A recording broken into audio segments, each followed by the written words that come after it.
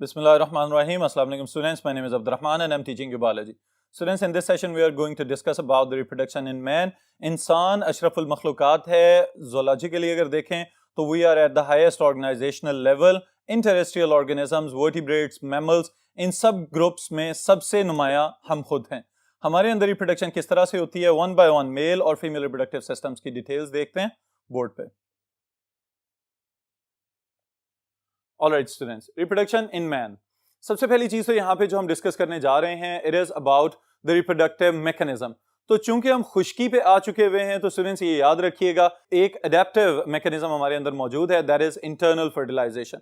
Internal fertilization के लिए अल्लाह ताला ने जेनिटल्स वगैरह प्रोवाइड कर दिए हैं for the safe and protected transfer of gametes from male to the female partner. Alright, इसके अंदर कौन कौन सी चीजें हम ह्यूमन मेल्स के सिस्टम में देखते हैं और फिर उसका एक फिजियोलॉजी का एक जनरल ओवरव्यू, इसकी डिटेल्स अभी देख लेते हैं हम. सबसे पहली चीज जो है, it is the external genitals. Genitals या जेनिटलिया जिनको हम कहते हैं स्टूडेंट्स, ये वो स्ट्रक्चर्स हैं जो रिप्रोडक्टिव सिस्टम का हिस्सा हैं और बैरूनी तौर पे नुमाया नजर आते हैं. इसमें सबसे पहले नंबर पे जो चीज हम देखेंगे, it is a sac like structure that is hanging down out of the body. अब ये जो बॉडी का एक हिस्सा हमें बाहर नजर आ रहा है, it is known as scrotum. Alright, और इसके अंदर मौजूद होते हैं दो टेस्टीज.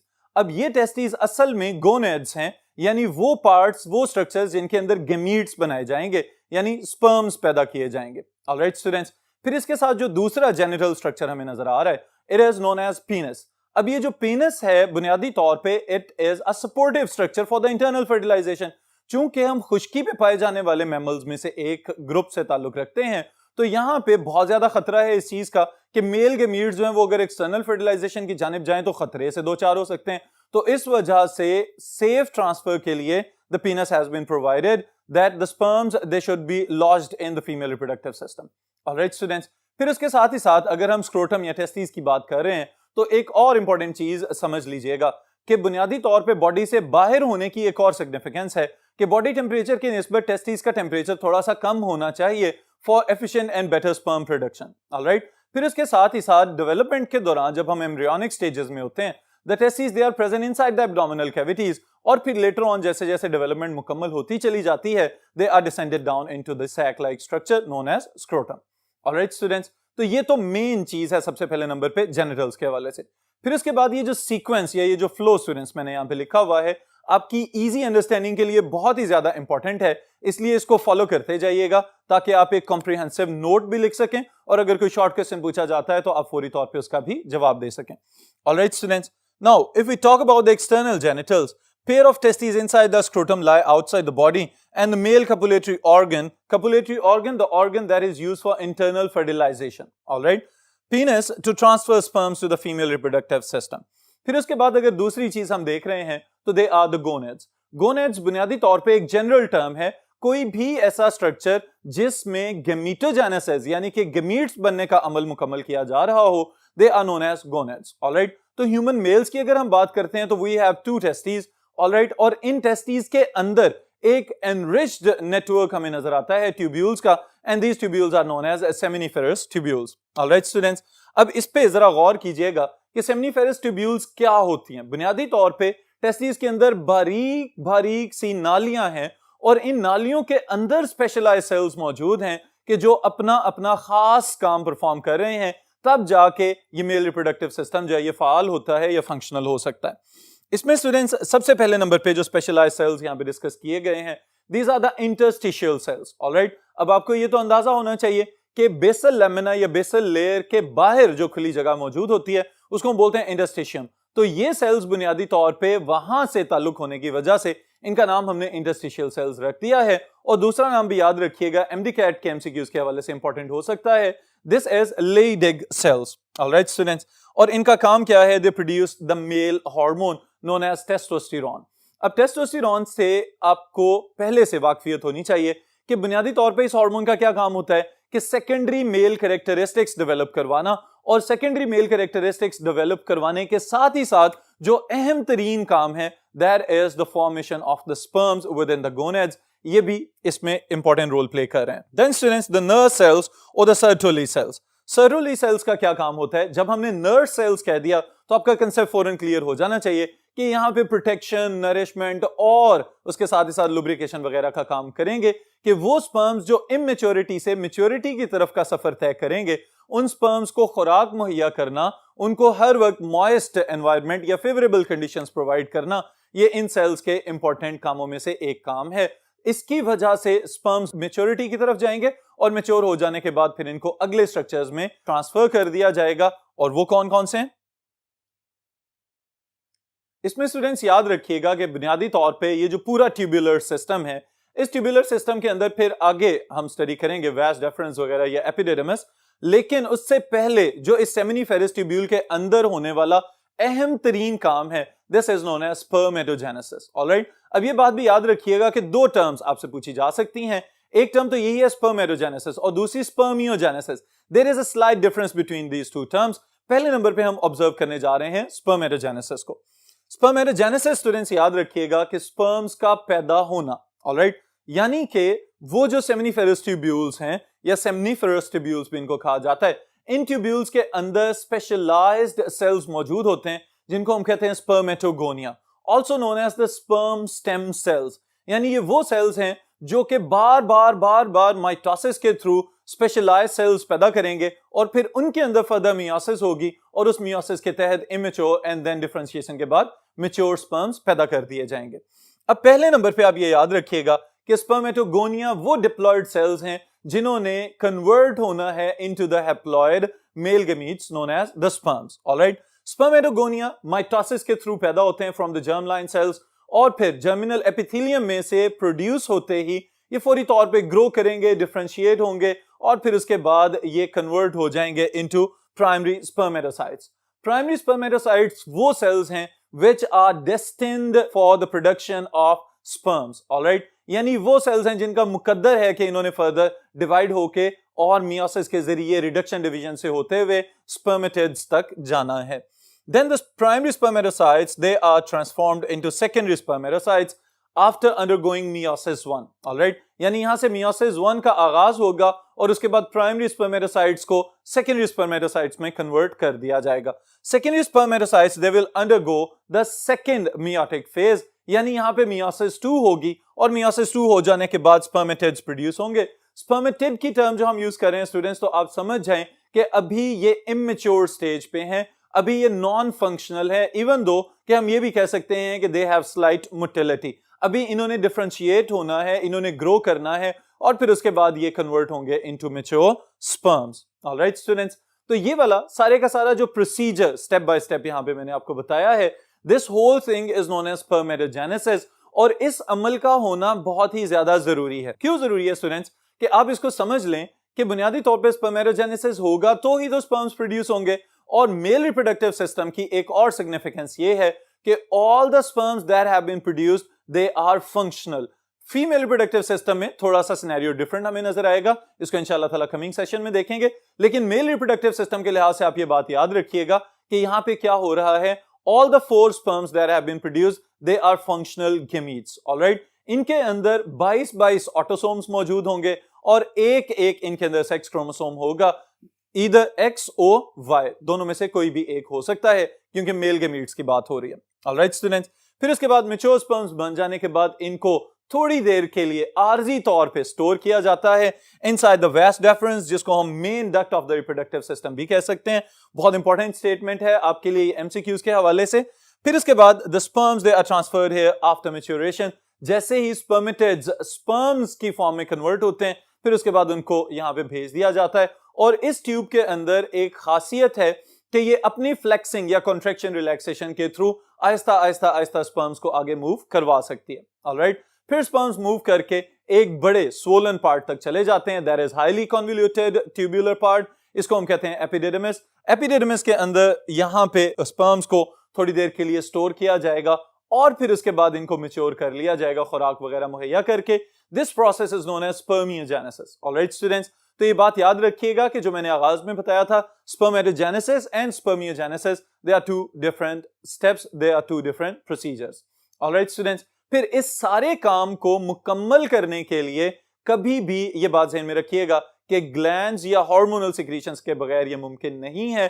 तो जो accessory glands mail reproductive system के साथ एसोसिएटेड हैं इनको भी देखते हैं, और फिर उसके बाद स्पर्म्स आगे किस तरह से मूव करके जाएंगे इसका रूट या इसका पाथवे भी हम स्टडी करते हैं।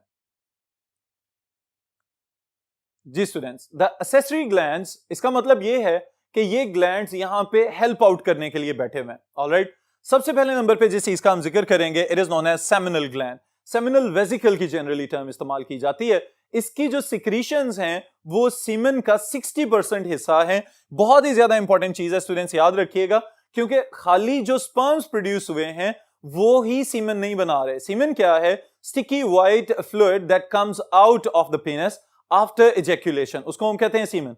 तो सीमेन अकेला खाली स्पर्म्स पे मुश्तमिल नहीं है, बल्कि उसके साथ बहुत ज्यादा ग्लैंडुलर सिक्रीशंस भी मौजूद हैं।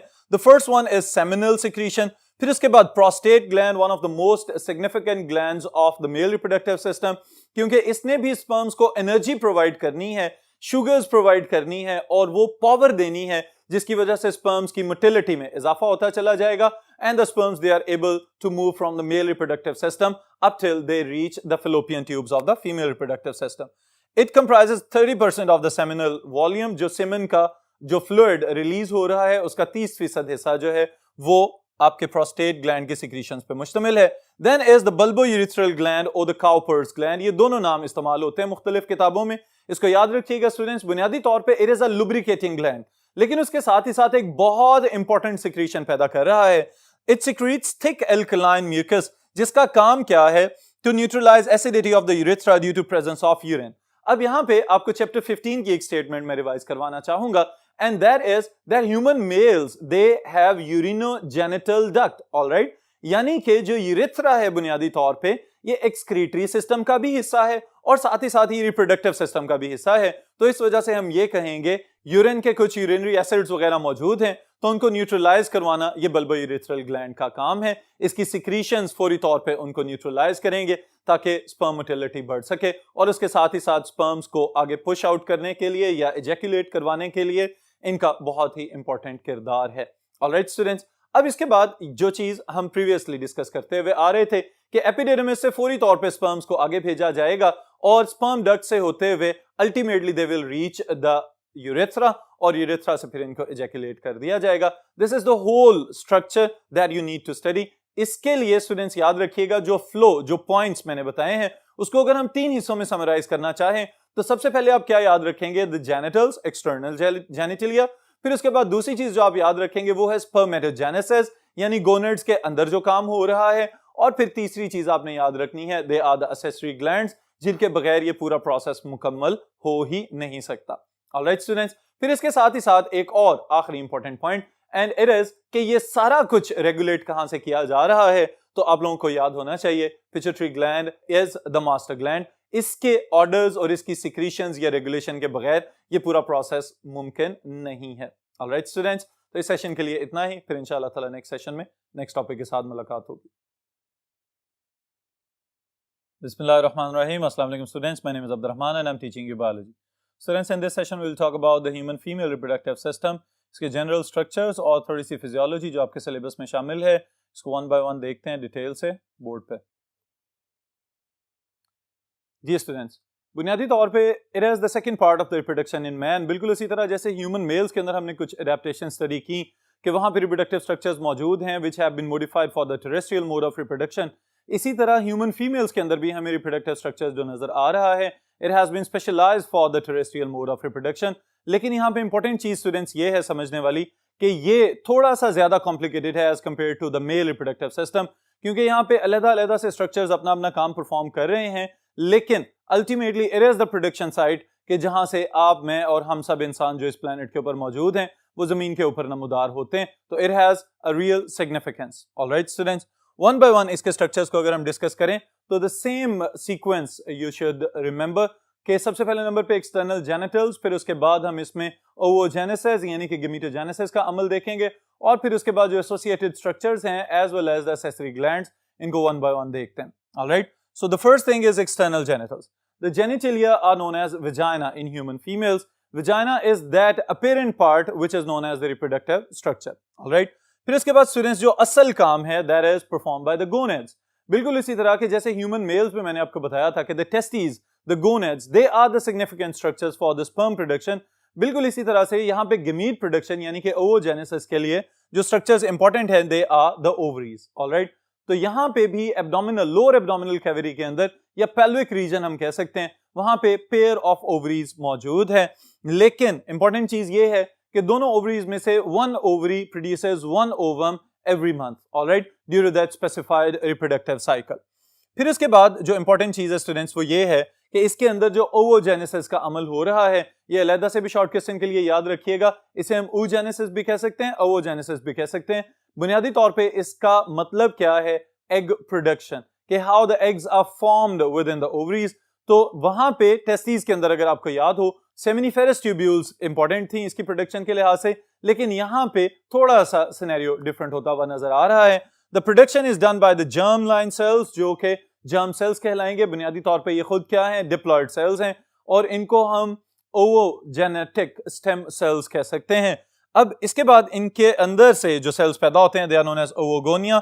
ओवोगोनिया आर डिप्लॉयड, फिर इनसे प्रोड्यूस किए जाते हैं प्राइमरी ओवोसाइट्स, और यहां से आगाज होगा मियोसिस 1 का। ऑलराइट, मियोसिस 1 के मुकम्मल होते ही सेकेंडरी ओवोसाइट नमूदार होता है, और उसके साथ एक स्पेशलाइज्ड रिड्यूस्ड एसिमेट्रिक डिवीजन का प्रोडक्ट सेल पैदा होता है, जिसको हम कहते हैं पोलर बॉडी। ये बात याद रखिएगा स्टूडेंट्स, पोलर बॉडीज हम उन सेल्स को कहते हैं कि जिनका फर्टिलाइजेशन के साथ या फ्यूचर में फ्यूजन ऑफ गमीट्स के साथ या डेवलपमेंट इनटू एम्ब्रियो के साथ कोई ताल्लुक नहीं है। इस वजह से इनको पहले ही डीजेनरेटेड फॉर्म में पैदा किया जा रहा है, ताकि ये किसी किस्म का कोई कंट्रीब्यूशन ना कर सकें रिप्रोडक्शन के अंदर। But in some abnormal cases in hyper ovulating mothers हमें ये नजर आता है कि बाज़ औक़ात पोलर बॉडीज भी मेल फंक्शन कर जाती हैं, ओवम की तरह काम करना शुरू कर देती हैं, और बाज़ औक़ात ये भी देखा गया है कि एक से ज्यादा ओवम भी पैदा हो सकते हैं। तो in that case we will call them ova. फिर उसके बाद सेकेंडरी ओवोसाइट्स और पोलर बॉडीज के अंदर फर्दर मियोसिस 2 मुकम्मल की जाएगी up to the metaphase 2 stage. ये बात याद रखिएगा स्टूडेंट्स कि इनसे जो सेकेंडरी ओवोसाइट से पैदा होने वाले सेल्स हैं उनको हम ओवोटिड्स या इमेच्योर एग या ओवा कह सकते हैं।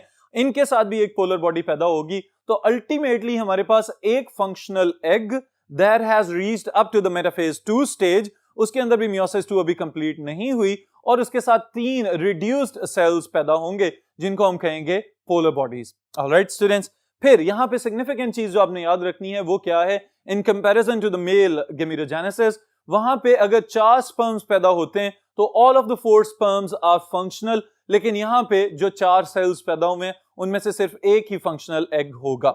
ऑलराइट स्टूडेंट्स, फिर इसके साथ अगर हम लॉजिक अटैच करना चाहें तो यू शुड रिमेंबर कि यहाँ पे भी स्पेस और न्यूट्रिएंट्स वगैरह का कंपटीशन चल रहा है।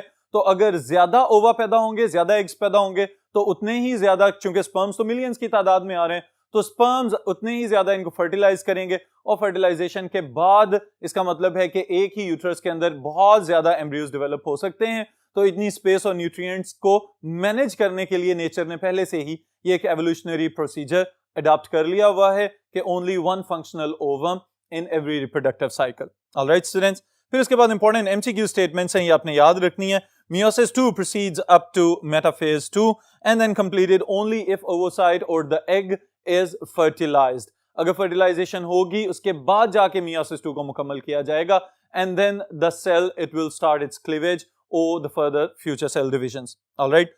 फिर उसके बाद students एक term ovulation, आमतौर पे जो gametogenesis in females है, यानी कि ओवा का पैदा होना, इस टर्म को रिलेट किया जाता है विद द ओव्यूलेशन। लेकिन ये बात याद रखिएगा कि बुनियादी तौर पे ओव्यूलेशन की जो टर्म हम इंट्रोड्यूस करवा रहे हैं, इसका मतलब क्या है कि ओवरीज में जो एग्स पैदा हो रहे हैं उनके इर्द गिर्द फॉलिकल्स होते हैं। जब सेल इतना, या एग सेल जिसकी हम बात करें, इतना मैच्योर हो जाए कि वो इन फॉलिकल्स वगैरह को हटा दे और उस पूरे स्ट्रक्चर में से रिलीज होने के बाद फिम्ब्रे की जाने मूव करना शुरू हो जाए, यानी फिलोपियन ट्यूब के ऊपर मौजूद जो एक हमें फ्रिल्ड स्ट्रक्चर नजर आता है उसकी जाने मूव करना शुरू हो, दैट पार्ट और that structure is known as ovum, और फिर इस अमल को हम कहेंगे this is ovulation. Alright students, फिर इसके साथ जो फर्दर स्ट्रक्चर्स एसोसिएटेड हैं with the female reproductive system उनको देखते हैं। जी students, the next structures are oviducts. Oviducts ovarian tubes भी इनको कहते हैं, फिलोपियन ट्यूब्स भी कहते हैं, और तो और इनको हम यूटेराइन ट्यूब्स भी कहते हैं। बुनियादी तौर पे जितने मर्जी नाम हैं, स्ट्रक्चर एक ही है कि वो एग जो ओव्यूलेशन के बाद रिलीज हुआ, उस रिलीज्ड ओवम को एक्सेप्ट करेंगी फेलोपियन ट्यूब्स और फिर इन फेलोपियन ट्यूब्स के अंदर फर्टिलाइजेशन को सक्सेसफुल बनाया जाएगा। आप जो चीजें याद रखेंगे students, the first thing is ovum after ovulation is transferred to the uterine tube. Fertilisation takes place in the proximal part of the fallopian tube, यानी वो हिस्सा जो ओवरीज वाली साइड पे करीब है उसको हम कहेंगे कि ये इसका प्रॉक्सिमल पार्ट है। प्रॉक्सिमल और डिस्टल का डिफरेंस आपको याद होना चाहिए, नेफ्रॉन्स में भी हम स्टडी करके आ चुके हैं। अगले हिस्से को हम प्रॉक्सिमल एंड कहते हैं और जो पिछला दूर वाला हिस्सा होता है उसको हम कहते हैं that is the distal part. तो proximal end of the fallopian tube के अंदर फर्टिलाइजेशन को सक्सेसफुल बनाया जाएगा। फिर उसके बाद क्या होगा कि उस फर्टिलाइज्ड जाइगोट को पुश कर दिया जाएगा into the uterus. Alright students, so the uterine tube opens into the uterus. Uterus बुनियादी तौर पे क्या चीज है? वो वाला स्ट्रक्चर जहां पे एम्ब्रियोनिक डेवलपमेंट को पहले कंसेप्शन वाले दिन से लेके 9 मंथ्स तक या 280 डेज तक सक्सेसफुल बनाया जाता है। उस एरिया को, उस मस्कुलर बैग लाइक स्ट्रक्चर को हम कहते हैं दिस इज द यूटेरस। अगर हम इसको आसान तरीन अल्फाज में डिफाइन करना चाहें, we can say hollow muscular organ located in the female pelvis। और स्ट्रक्चर के एतबार से अगर देखें तो इसके पास 3 लेयर्स मौजूद हैं स्टूडेंट्स, एंडोमेट्रियम, मायोमेट्रियम और पेरीमेट्रियम। इन अल्फाज को देखते हुए आपके ज़हन में फौरन एक ख्याल आना चाहिए कि क्या हम ये टर्म्स कहीं पढ़ चुके हुए हैं। We have studied something like these terms in the heart. आपको याद हो अगर तो पेरिकार्डियम, एंडोकार्डियम और मायोकार्डियम डिफरेंट लेयर्स के नाम हमने दिल के हवाले से याद रखे हुए हैं।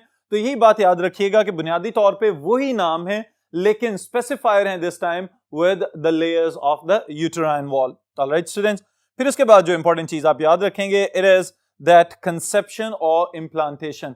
कि नॉर्मली जैसे ही फर्टिलाइजेशन मुकम्मल होती है वहां तक भी काम खत्म नहीं होता। इस चीज का खतरा होता है कि कहीं जाइगोट बनने के बाद आगे कहीं वो बेचारा जाया ही ना हो जाए।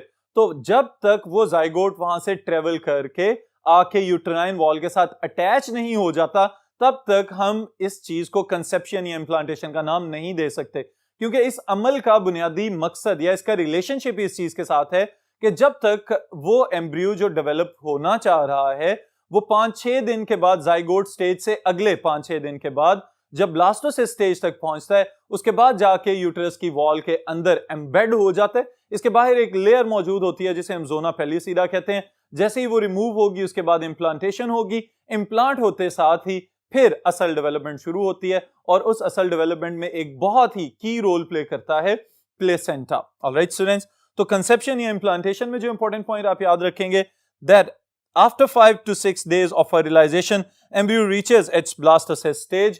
और फिर उसके बाद जाके जब ये यूटेरस की वॉल के साथ अटैच होगा, the embryo attaches to the wall of the uterus and undergo further development। और further development के लिए there should be a continuous supply of nutrients and there should be the removal of the wastes। तो उसके लिए अल्लाह ताला ने एक specialised structure हमें दिया हुआ है that is known as placenta। जी स्टूडेंट्स, अगर हम प्लेसेंटा को डिफाइन करना चाहें we can define it embryonic blood vessels that are developed between uterine and fetal tissues for exchange of oxygen, carbon dioxide, waste, nutrients and other materials। अब सबसे पहले नंबर पे अगर हम अपनी जनरल मॉर्फोलॉजी को देखते हैं स्टूडेंट्स तो हमें अपने पेट के दरमियान में एक सुराख नजर आता है जिसे हम नेवल स्कार कहते हैं। ऑलराइट, अब ये जो नेवल वाली एक खास किस्म की शक्ल आपको नजर आ रही है अपनी बॉडी के अंदर, बुनियादी तौर पे it was the connection between your bodies and your mother's bodies. Alright, तो मदर के जो यूटेराइन टिश्यूज हैं और हम जब एम्ब्रियोनिक स्टेज में मौजूद थे उस वक्त जो डेवलपमेंट चल रही थी तो वहां पे जो ऑक्सीजन हमें चाहिए थी, जो कार्बन डाइऑक्साइड हम प्रोड्यूस कर रहे थे एज मेटाबॉलिक वेस्ट या और बाकी वेस्ट प्रोडक्ट्स वगैरह पैदा किए जा रहे थे, उन सब का एक्सचेंज करने के लिए जो एक स्पेशल कनेक्शन अल्लाह ताला ने बना के दिया होता है उसको हम कहते हैं that is known as placenta. Alright students, फिर उसके बाद प्लेसेंटा बुनियादी तौर पे खुराक प्रोवाइड कर रहा है और डेवलपमेंट मुकम्मल हो रही है फॉर द 280 डेज और उसके बाद फिर बर्थ वगैरह वाली कंडीशन आ जाएगी। फिर उसके बाद सर्विक्स जो रिप्रोडक्टिव स्ट्रक्चर का इंपॉर्टेंट हिस्सा है, it is basically a connection between the uterus and the vagina. इसको अगर डिफाइन करें तो uterus opens into the vagina through the cervix, यानी ये वो सिलेंड्रिकल स्ट्रक्चर है जो सिर्फ कनेक्ट कर रहा है यूटेरस को with the external genital tube like structure.